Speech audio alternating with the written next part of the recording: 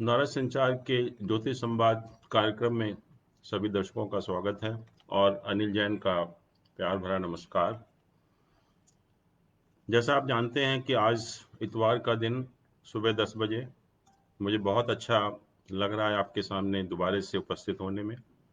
और इस दौरान मुझे बहुत सारे लोगों ने फ़ोन किए और कहा कि और बहुत अच्छा प्रश्न किया, वो हम सभी के लिए बहुत ज़रूरी है, जानना भी ज़रूरी है और एक मन में सभी के ही एक शंका है। कहते हैं कि जब ज्योतिष में आप हॉरोस्कोप देखते हैं, जन्म पत्री देखते हैं और आप बता देते हैं कि आपका भाग्य ये है, तो इसका अर्थ तो ये हुआ कि सब कुछ पूर्व निर्धारित है। तो फिर मनुष्य क्या करे, आदमी क्या करे अपनी लाइफ में जो है। और सभी के मन में शंका है कि जब सब पूरा भाग्य निश्चित है तो हम कर्म भी करेंगे तो क्या होगा। दोस्तों, मैं आपको बताना चाहूँगा कि हमारा जो ये संदेह है या जो शंका है, ये बिल्कुल गलत है। ज्योतिष में जो भी हम हॉरोस्कोप देखते हैं या जो भी जन्म के समय हमारे ग्रहों की स्थिति होती है, वो एक टेंडेंसी बताती है कि आपके साथ ये होने की संभावना है। कभी भी ज्योतिष ये नहीं बताता कि यही होगा। ये बताता है कि आपके साथ ये आपके जीवन में ये चीज़ें होने की संभावना है। और जब आपको पता लग जाता है कि ये चीज़ें पॉसिबिलिटी है, तो ये सारा कुछ आपके ऊपर डिपेंड है कि आप उसको कैसे ठीक करें। जैसे मान लीजिए कि मैं कहूँ कि हमें बरसात हो रही है बाहर, तो हम छाता लेके भी जा सकते हैं या भीगते हुए जाएं, ये आपके ऊपर डिपेंड करता है। रास्ते में पता है आपको कि यहाँ कुआं है या आप गिरने वाले हैं, तो आपके ऊपर है कि आप थोड़ा सा हट के चलें और सही तरह से आप रास्ते को पार कर लें। ऐसे ही ज्योतिष एक जो ग्रहों की स्थिति है, बिल्कुल एक जैसे हम थर्मामीटर का मैं अगर उदाहरण दूं, तो उससे हम बहुत एक सटीक आपको एग्जाम्पल दे सकता हूं कि जब किसी को बुखार होता है तो हम थर्मामीटर से बुखार देखते हैं और बुखार से कहते हैं कि हमारा इतना बुखार है। तो बुखार देख के तो हम चुप तो नहीं बैठते और ना ही थर्मामीटर बुखार का कारण है। थर्मामीटर तो सिर्फ आपको एक इंडिकेट कर रहा है, बता रहा है कि इतना बुखार है, आप सावधान हो जाइए, आपको जो करना है कर लीजिए। और वही चीज़ एग्जैक्टली बिल्कुल हमारे जो भी ग्रह होते हैं जन्म के समय, वही स्थिति बिल्कुल है कि आपको जन्म के समय सब कुछ पता लग गया कि आपके साथ ये होने की संभावना है। तो आपके ऊपर है, आप अपने भाग्य को कैसे बदलें। ज्योतिष कभी भाग्यवादी नहीं बनाता। ज्योतिष तो कहता है कि आपको एक इतना अच्छा इंडिकेशन जो आपको किसी भी दूसरे सोर्स से नहीं मिल सकता। कोई ऐसा ज्ञान नहीं है जो आपको जन्म के समय बता दे कि आपके साथ ऐसी ऐसी घटनाएं होने वाली हैं। तो जब आपको पता लग जाता है तो उसका पर्पज़ ये है कि आप अपनी लाइफ को प्लान करिए, उसको नियोजित करिए, जिसको कि हम सेल्फ मैनेजमेंट कहते हैं। और अगर आप सेल्फ मैनेजमेंट करेंगे तो डेफिनेटली आप ज़िंदगी को नया मोड़ दे सकते हैं। जो प्लैनेट के जो इंडिकेशन हैं उसमें बहुत कुछ परिवर्तन ला सकते हैं, अपनी ज़िंदगी को बहुत बेटर बना सकते हैं। और मैं कहता हूँ कि you are the master of your own fate. आप अपने भाग्य के निर्माता खुद हैं, ना कि आपका हॉरोस्कोप। हॉरोस्कोप तो एक टेंडेंसी बता देता है कि आपके साथ ऐसा होने की संभावना है। और बहुत ही, मैं तो कहूँगा कि ज्ञान नहीं है, ये तो एक दिव्य ज्ञान है जिसको हम डिवाइन नॉलेज कहते हैं। कि जो ज्ञान आपको जन्म के समय आगाह कर दे कि आपके साथ ऐसा ऐसा होने वाला है और अपनी आप लाइफ को उसी तरह से प्लान कर सकें। जब मैं अमेरिका जाता हूँ तो देखता हूँ कि वहाँ पर सब व्यक्ति जो भी अपने काम पर जाते हैं या घर पर भी बैठते हैं, तो हर सुबह को या एक दिन पहले अगले दिन का मौसम का जो फोरकास्ट होता है उसको देखते हैं। और आपको पता है वहाँ पर हर घंटे का फोरकास्ट होता है कि इस घंटे में क्या क्या होने की संभावना है।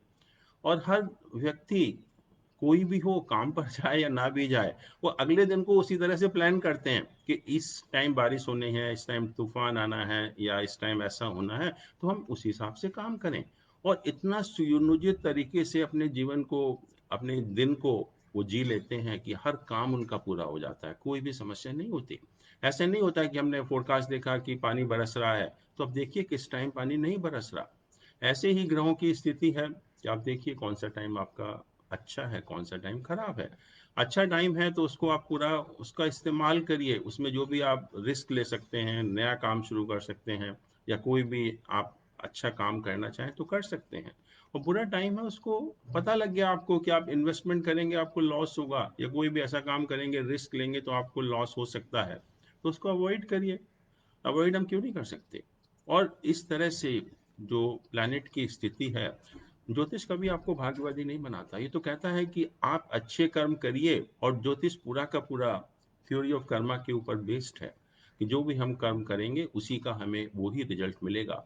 और जानकर जन्म के समय कि आपके कर्मों की क्या स्थिति है, उसमें आप परिवर्तन लाकर अपने जीवन को बहुत बेहतर बना सकते हैं। मैं तो कहता हूँ कि it's a wonderful tool for self management. There is no other knowledge which tells you all these things. और जो हम मैनेजमेंट की बात भी करते हैं कि ऑप्टिमाइजेशन ऑफ रिसोर्सेज, या प्रोडक्टिविटी को, या प्रोफिशिएंसी को, या एफिशिएंसी को इंक्रीज करना, आप कोई भी मैनेजमेंट कर लीजिए, कोई भी मैनेजमेंट कोर्स अटेंड कर लीजिए, कितने भी बड़े आप मैनेजमेंट के ज्ञाता क्यों ना हो, आप कितना इंप्रूव कर सकते हैं अपनी एफिशिएंसी को? 5%, 10%, इससे ज़्यादा तो नहीं कर सकते। लेकिन जो ज्योतिष सिखाता है वो सेल्फ मैनेजमेंट सिखाता है, और सेल्फ मैनेजमेंट के द्वारा आप एक्सपोनेंशियल इम्प्रूवमेंट कर सकते हैं अपनी एफिशिएंसी का, मल्टीप्लाई कर सकते हैं आप। कोई लिमिट नहीं है उसका, क्योंकि हम सभी जानते हैं कि हम अपने माइंड का, अपनी जो हमारी शक्ति है, उसका हम 10% या 15% से ज़्यादा इस्तेमाल नहीं कर पाते पूरी लाइफ में। और सेल्फ मैनेजमेंट के द्वारा अगर हम थोड़ा सा भी उसको बढ़ा लेंगे, 20% भी कर लेंगे, तो we can do wonders in this life. और मैं भी आपको एक एक सत्य कथा है उसके बारे में बताना चाहूँगा, जिससे कि आपको बहुत चीज़ें क्लियर हो जाएंगी ज्योतिष के बारे में। कि बहुत एक पुरानी बात है जो मुझे किसी मेरे दोस्त ने बताई थी, और ये एक सच्ची घटना भी है। जैसे एक गांव में एक साधु रहते थे, गुरुजी रहते थे। और वहाँ पर सब लोग, जब भी कुछ प्रॉब्लम होती थी, उनको ज्योतिष का ज्ञान भी था, तो कोई भी समस्या होती थी तो लोग उन्हीं के पास जाते थे। या किसी फैमिली में कोई अगर बच्चा भी पैदा होता था, तो उसका भाग्य जानने के लिए वो गुरु जी के पास जाया करते थे लोग।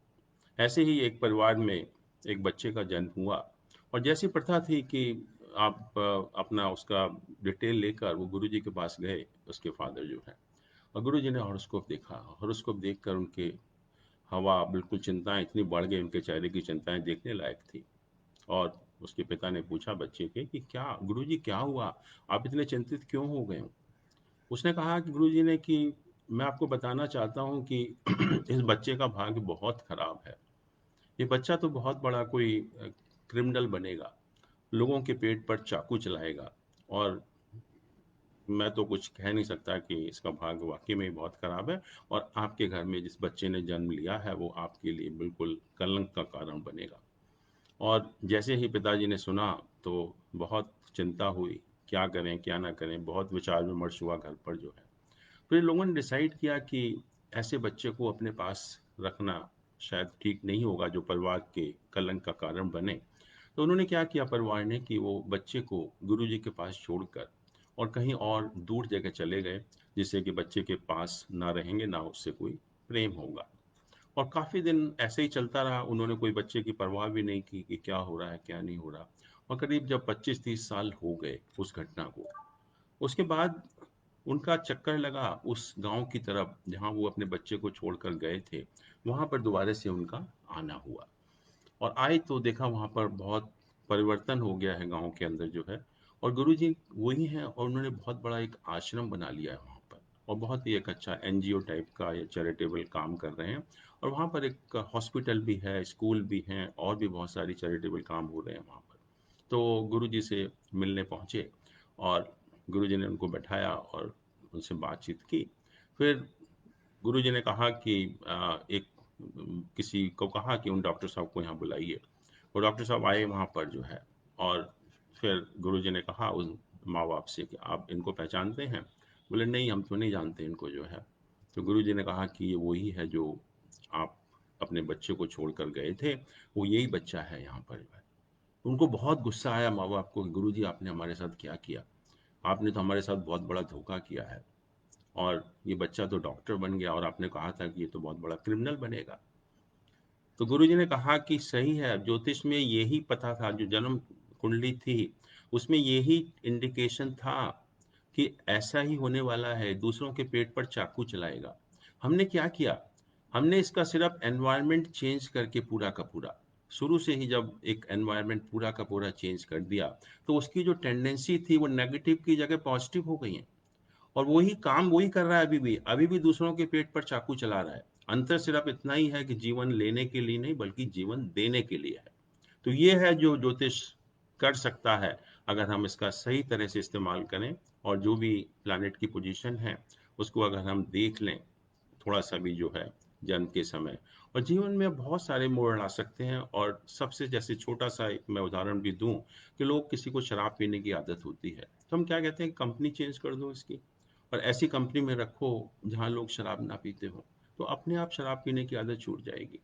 तो ऐसे ही ज्योतिष में भी है, बहुत सारे उपाय हैं। बहुत तरह से एनवायरनमेंट को चेंज करके, रहन सहन को चेंज करके, खान पीन को चेंज करके बहुत कुछ हम अपनी लाइफ में परिवर्तन ला सकते हैं और अपनी लाइफ को बहुत कुछ बेटर बना सकते हैं।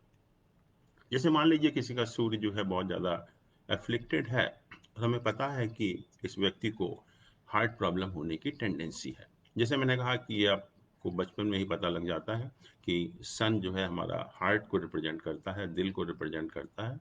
और सन अगर बहुत ही अशुभ ग्रहों से पीड़ित हो तो ये इंडिकेशन होता है कि ऐसे व्यक्ति को हार्ट प्रॉब्लम हो सकती है। तो जब हमें पता लग गया कि आपके अंदर ऐसी टेंडेंसी है, तो आप अपना रहना, खाना पीना जो भी आप कर सकते हैं, योगा करें, मेडिटेशन करें, खाना पीना आप शुरू से ही चेंज करें उसको, तो क्यों होगा हार्ट अटैक? अब बहुत हद तक उस समस्या से बच सकते हैं। और यही ज्योतिष ज्ञान का फायदा भी है। और मैं कहता हूँ कि जो प्रिडिक्शन करना है, it is just the by product of this knowledge. Main knowledge यही है कि how to make your life better, how to use this tool as a self-management tool. That is the purpose of this knowledge, not prediction. Prediction is only a part of this. Anyway दोस्तों, मैं बहुत खुशी है कि आप लोग ऐसे ऐसे प्रश्न पूछते हैं और ये सभी के लिए बहुत फायदेमंद होते हैं। इसके अलावा भी मुझे कुछ काफ़ी प्रश्न मिले हैं। जैसे कि अभी एक गाजियाबाद से एक प्रश्न आया है और इनका जो डेट ऑफ बर्थ है वो 13 अक्टूबर 97 है। शाम को 7:15 का समय है और प्लेस ऑफ बर्थ दिल्ली है। ये दो क्वेश्चन पूछते हैं कि पहले तो ये जो जिनका हॉरोस्कोप है उनको मांगलिक दोष है या नहीं, और उससे पहले उन्होंने ये पूछा है कि मांगलिक दोष क्या होता है। और उसके बाद ये कहा उन्होंने कि इनकी जो शादी की जाए वो भी जो उनका स्पाउस जीवन साथी हो, मांगलिक हो या ना हो। और एक सवाल और है इनका कि इनको बिजनेस में सक्सेस मिलेगी या नौकरी में, सर्विस में सक्सेस मिलेगी। तो हमने इनका हॉरोस्कोप देखा और हॉरोस्कोप देखने के बाद जो लग्न है इनका वो मेष लग्न है। और मेष लग्न का जो स्वामी है मंगल, वो 8वें भाव में अपनी ही राशि में बैठा हुआ है। मंगल जब 8वें भाव में होता है तो मांगलिक दोष होता है, बट क्योंकि मंगल अपनी राशि में है और मंगल अपनी राशि में होने से शुभ हो जाता है, इसलिए जो मांगलिक दोष है वो कैंसिल हो जाता है। दूसरा ये है कि जो मांगलिक दोष होता है कैसे होता है, मैं थोड़ा सा डिटेल में बता भी दूं आपको, क्योंकि ये सभी के लिए बहुत ज़रूरी भी है जानना। और जैसा आप जानते हैं कि जब भी बच्चे का जन्म होता है तो हम किसी भी ज्योतिषी के पास जाते हैं ये मालूम करने के लिए कि बच्चा मांगलिक है या नहीं है। और जब अगर किसी जब लड़की के बारे में अगर ये पता लगता है कि ये मांगलिक है तो पेरेंट्स को बहुत ज़्यादा चिंता हो जाती है और ज़िंदगी भर वो चिंता करते रहते हैं। और कोई भी अगर समस्या होती है शादी में या वैसे भी, तो बार बार यही कहा जाता है और ज्योतिषी भी यही कहते हैं कि ये मांगलिक था ना, हमने तो पहले ही बताया था कि तुम ऐसा करो वैसा करो। पर मैं बताऊं दोस्तों कि ये सब पूरा का पूरा आपको भ्रमित किया जा रहा है। और जो हमारा मंगल है, मंगल को मांगलिक दोष हम कहते हैं with reference to the marriage, कि विवाह से संबंधित जो है मांगलिक दोष है या मंगल का अशुभ प्रभाव है। पहली चीज तो हमें ये पता लगना होगा कि जो विवाह से संबंधित जो ज्योतिष में 12 भाव होते हैं वो कौन कौन से भाव हैं। सबसे पहले जो शादी होती है, शादी दो व्यक्तियों के बीच में है, आप हैं और आपका जीवन साथी। आपकी health, personality, nature, potential, temperament, determination, aptitude, everything जो है हम लग्न से देखते हैं। तो आपके ऊपर शादी ठीक से चले या ना चले, वो सबसे ज़्यादा निर्भर करता है। तो जीवन में जो मैरिज में दो पार्टनर हुए, आप और आपका जीवन साथी, ज्योतिष में हम खुद को पहले भाव से देखते हैं और जीवन साथी को सातवें भाव से देखते हैं। जो पहला भाव आपके लिए है, आपके शरीर के लिए है, वही सातवां भाव आपके जीवन साथी के शरीर के लिए है, उसकी हेल्थ, नेचर, पर्सनैलिटी, टेम्परामेंट वो बताता है। तो ये दो भाव बहुत मुख्य हो जाते हैं शादी के लिए। इसके अलावा भी कुछ दूसरे भाव भी हैं जिनके कारकत्व तो ऐसे होते हैं जिनका हमारा शादी के ऊपर डायरेक्ट प्रभाव पड़ता है। इसमें से कुछ हाउसेस मैं आपको जस्ट बता दूं कि जो दूसरा भाव है उससे हम वेल्थ देखते हैं और स्पीच देखते हैं, और जो हस्बैंड एंड वाइफ के बीच में जो फाइनेंशियल मैटर में चीटिंग होता है वो देखते हैं, और अननेचुरल सेक्स देखते हैं। तो ये सारी चीज़ों का प्रभाव हमारी मैरिड लाइफ पर पड़ता है, इसलिए दूसरा भाव ज्योतिष होरोस्कोप में शादी के लिए बहुत इंपॉर्टेंट हो जाता है। ऐसे ही फिर चौथा भाव होता है जो हमारे पारिवारिक सुख का है। हम देखते हैं कि बहुत से हस्बैंड वाइफ होते हैं, बाहर बहुत खुश रहते हैं, लेकिन जैसे ही घर में एंटर करते हैं झगड़ा करना शुरू कर देते हैं। तो ये डोमेस्टिक एनवायरनमेंट का है कि हम जो भी हस्बैंड वाइफ हैं, वो फैमिली में जो उनका पारिवारिक सुख है वो कैसा रहेगा। इसके अतिरिक्त भी जब हस्बैंड वाइफ के बीच में चीटिंग होता है ऑन द इमूवेबल प्रॉपर्टी, या जो अचल संपत्ति के ऊपर जो चीटिंग होता है, तो उसमें भी हम चौथे भाव से देखा जाता है। और इसके अतिरिक्त भी जो आपकी लाइफ में आपके जो इन लॉज इंटरफेयर करते हैं, वो भी हम चौथे भाव से देखते हैं। इन सभी का हमारे जीवन पर, वैवाहिक जीवन पर बहुत खराब प्रभाव पड़ता है। तो इसलिए चौथा भाव भी जो है शादी के लिए बहुत इम्पॉर्टेंट हो जाता है। सातवां भाव मैंने कहा कि ये हमारा स्पाउस का है। जैसा पहला भाव आपके लिए है, ऐसा ही सातवां भाव आपके जीवन साथी के लिए है। और आज के परिप्रेक्ष्य में अगर मैं बात करूं, तो शादी के लिए सबसे जरूरी भाव जो हमें बहुत अच्छी तरह देखना होता है, वो आठवां भाव होता है। और आठवां भाव जो है, हम कहते हैं मांगल्य स्थान है ये। मांगल्य स्थान का अर्थ होता है strength of the marital bond. जो वैवाहिक बंधन है वो कितना मजबूत है। जो हम सेपरेशन डाइवोर्स की जो आज मेन प्रॉब्लम है, वो हम आठवें भाव से ही देखते हैं। और इसके अतिरिक्त ये आठवां भाव मारक भी बन जाता है आपके जीवन साथी के लिए, क्योंकि जो भी दूसरा भाव होता है वो उस भाव के लिए मारक होता है। इसके अतिरिक्त हम जो भी एक्स्ट्रा मैरिटल रिलेशंस हम देखते हैं, जो आज के दिन की, आज के टाइम की बहुत बड़ी समस्या है, वो भी हम आठवें भाव से ही देखते हैं। तो आठवां भाव हमारा शादी के लिए आज के कॉन्टेक्स्ट में सबसे इम्पॉर्टेंट हाउस है, क्योंकि जो भी हम मैरिज है, सेपरेशन है, एक्स्ट्रा मैरिटल रिलेशंस हैं, वो सब हम आठवें भाव से ही देखते हैं। और मैं बताऊं आपको कि बहुत कम लोग हैं जो हम मैचिंग के लिए जाते हैं हॉरोस्कोप के लिए कि आठवें भाव की तरफ ध्यान भी करते हो। और जबकि फैक्ट ये है, वास्तविकता ये है कि आठवां भाव हमारी शादी के लिए सबसे इम्पॉर्टेंट हाउस होता है। उसके बाद 12वां भाव होता है। और 12वां भाव जो है वो हमारे जो स्लीपिंग कंफर्ट्स, जो शैया सुख होते हैं, जैसे मैंने कहा कि अगर कुछ हस्बैंड वाइफ होते हैं कि घर का ताला खोलते हैं और लड़ाई शुरू हो जाती है। कुछ होते हैं कि जो सोने के लिए जाते हैं, बेडरूम में जाते हैं, जब वहाँ पर लड़ाई होती है, वो हम 12वें भाव से देखते हैं। 12वां भाव हमारा एक्सपेंडिचर का भी है, जो भी मतलब फाइनेंस से कनेक्टेड है। हमारे जो एट्थ, आठवें भाव से हम एक्स्ट्रा मैरिटल रिलेशंस देखते हैं, बट 12वें भाव से हम एक्स्ट्रा मैरिटल कैजुअल सेक्स देखते हैं, इम्पोर्टेंसी देखते हैं, वेनरल डिसीजेस देखते हैं, और interference from the respective families देखते हैं। तो इसलिए जो मैरिज के पॉइंट ऑफ व्यू से पहला, दूसरा, चौथा, सातवां, आठवां और 12वां भाव जो है हमारे हॉरोस्कोप का बहुत इंपॉर्टेंट हो जाता है, और उसका हमारे मैरिटल लाइफ पर डायरेक्ट प्रभाव पड़ता है। और मंगल एक ऐसा प्लैनेट है, एक तो अशुभ प्लैनेट है, और दूसरा यह है कि बहुत फास्ट एक्टिंग प्लैनेट है। जो भी इसका काम करना होता है, तोड़ फोड़ करना होता है, वो इमिडिएटली कर भी देता है।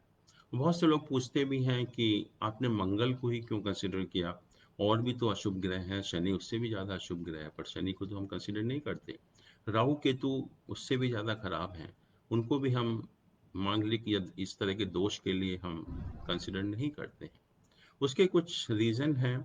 पहली चीज़ तो मैंने कहा कि मंगल जो है वो फास्ट एक्टिंग प्लैनेट है, उसका तुरंत प्रभाव पड़ता है हमारी लाइफ के ऊपर।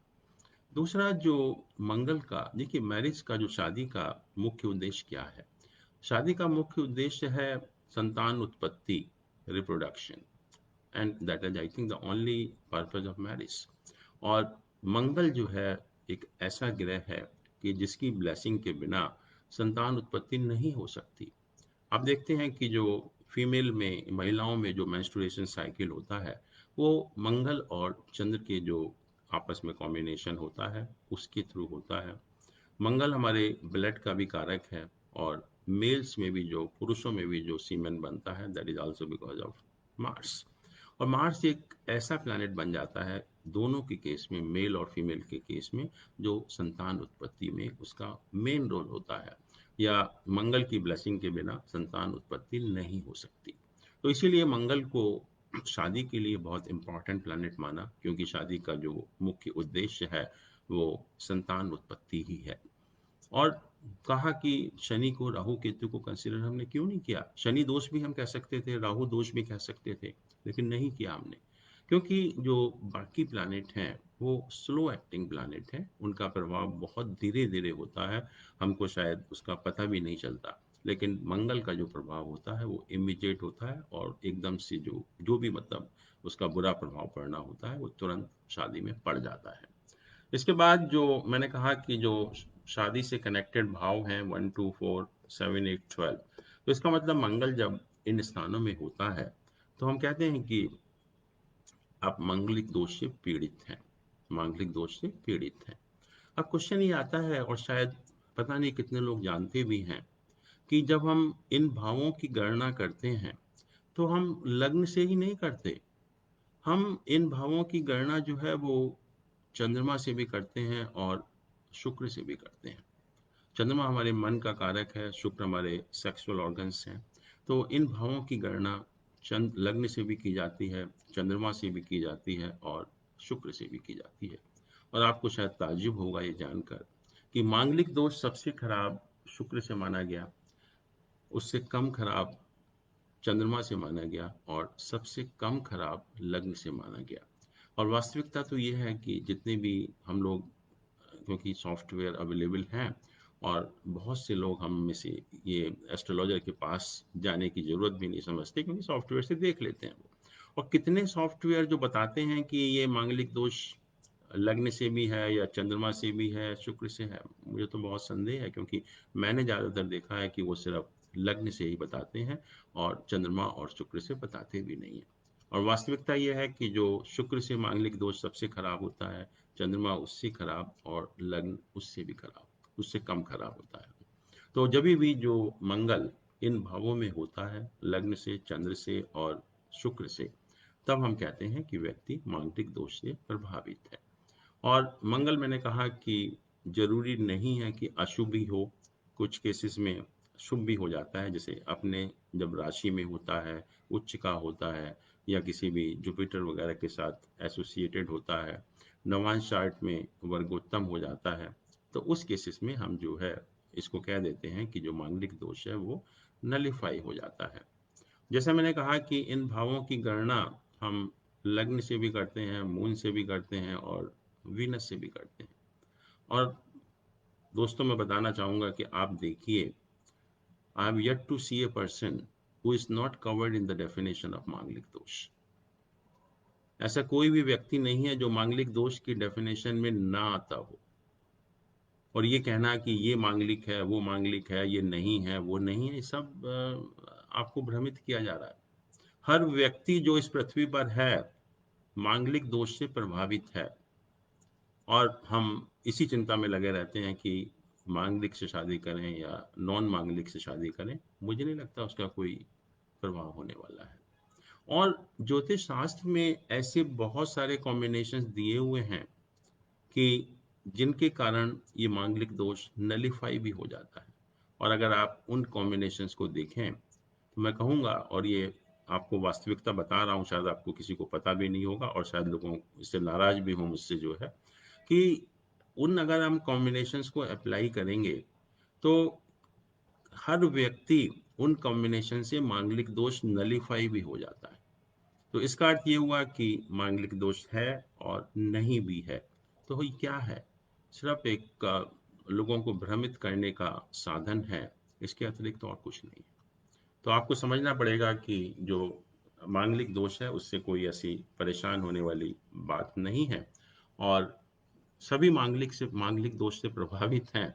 तो इसलिए ये बहुत ज़्यादा चिंता करने की ज़रूरत नहीं है कि जब शादी के लिए अब जा रहे हैं कि वो दूसरा मांगलिक है या नहीं है। हर व्यक्ति मांगलिक है। और जैसा इन्होंने क्वेश्चन कहा कि मांगलिक से शादी करें या नॉन मांगलिक से शादी करें, तो मेरा उत्तर भी वही है कि उसकी आपको चिंता करने की ज़रूरत नहीं है। मांगलिक हो या नॉन मांगलिक हो, उससे जो है फ़र्क नहीं पड़ेगा। और दूसरा इन्होंने ये भी कहा कि वो सर्विस करना चाहिए या बिजनेस करना चाहिए। तो वो भी मैं बताना चाहूँगा कि जो इनका हॉरोस्कोप है, ये इंडिकेट करता है कि इनको बिजनेस में सक्सेस नहीं मिलेगी, और मैं यही एडवाइस करूँगा कि इनको बिजनेस नहीं करना चाहिए। इनको अपना ध्यान या अपना पूरा कंसंट्रेशन नौकरी की तरफ लगाना चाहिए, और नौकरी करेंगे तब इनको लाइफ इनकी ठीक रहेगी। अभी एक प्रश्न किया है नरेंद्र शर्मा जी ने। इन्होंने डेट ऑफ बर्थ बताया है अपना 5 नवंबर 79, बर्थ टाइम 9:40 है, और बुलंदशहर का बर्थ है। इन्होंने कहा है कि please check and let me know about my future. Let us see the horoscope actually.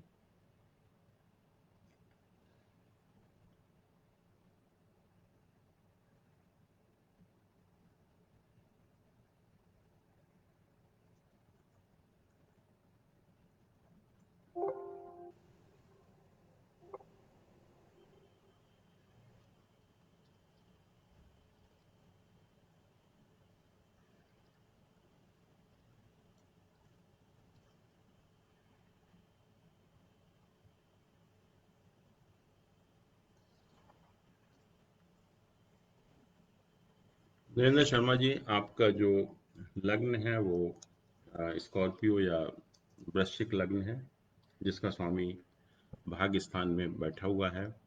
और लग्न का स्वामी भाग्य स्थान में बैठना एक बहुत बड़ा राजयोग होता है, जो कि एक बहुत अच्छा इंडिकेशन भी है। दूसरा, ये आपका चंद्रमा है, जो कि बहुत इम्पॉर्टेंट प्लैनेट है हम सबके लिए। चंद्रमा आपका 7वें घर में उच्च की पोजीशन में बैठा हुआ है। एक ये बहुत एक अच्छी पोजीशन होती है चंद्रमा की जो है। और इसके अतिरिक्त जो आपकी इस समय दशा ऑपरेट हो रही है वो पहले आपकी राहु की दशा चल रही थी नवंबर 18 तक। उसके बाद जुपिटर की दशा शुरू हुई है। और जुपिटर जुपिटर में जो मतलब जुपिटर की महादशा में जुपिटर की अंतर्दशा 8 जनवरी 2021 को खत्म होगी। और उसके बाद आपका जो असली पीरियड है लाइफ का, वो शुरू होगा। और गुरु का प्लेसमेंट आपके हॉरोस्कोप में बहुत अच्छा है। पहली चीज़ तो यह है कि ये 10वें भाव में बैठा हुआ है राहु के साथ में। और नवांश चार्ट में इसका उच्च का स्थान है 5वें घर में, जो बहुत बली हो जाता है। इसके अतिरिक्त जो अगर हम प्रोफेशन के लिए दशांश चार्ट हम देखते हैं, D10 चार्ट बोलते हैं, उसमें भी गुरु अपनी राशि में भाग्य स्थान में बैठा हुआ है। तो इसका अर्थ ये हुआ कि राहु की दशा में हो सकता है आपको परेशानियां रही हों, रिजल्ट बहुत अच्छे नहीं मिले हों। लेकिन अब जो गुरु की दशा है, इसमें आपका भविष्य जो है बिल्कुल एकदम पूरा दिखेगा आपको। आपका भविष्य जो है सबसे जो एक कहते हैं कि एक चरम स्थिति में होगा। और इसके रिजल्ट आपको बहुत अच्छे मिलेंगे। प्रोफेशन हो, पैसा हो, क्योंकि पैसे के स्थान को भी देख रहा है। सेकंड हाउस जो वेल्थ का स्थान है और गुरु कारक है वेल्थ का, वो भी 10वें भाव से दूसरे भाव में उसको देख रहा है। तो गुरु की स्थिति आपके हॉरोस्कोप में बहुत अच्छी है। और सिर्फ आपको इंतजार करना पड़ेगा इस साल के ख़त्म होने का। और जैसे ही ये साल ख़त्म होगा, आप देखेंगे कि आपके जो हर लाइफ के एस्पेक्ट में बहुत परिवर्तन आता है, बहुत चेंज आता है, और वो बहुत अच्छा चेंज होगा जो हमारे प्लानिट इंडिकेट कर रहे हैं। तो मैं यही कहूँगा, आपके लिए बहुत बहुत शुभकामनाएं। आप करिए, अपने एफर्ट्स जारी रखिए, और आने वाला समय आपके लिए बहुत शुभ है। तो दोस्तों, मैं आपसे विदा लेता हूँ। बहुत अच्छा लगता है मुझे आपसे बात करने में, और आज भी बहुत अच्छा लगा। और मैं चाहूँगा कि आप जो भी आपके प्रश्न हैं ज्योतिष से संबंधित हों, पर्सनल हों, आप पूछ सकते हैं। You are most welcome. Thank you so much. Thank you.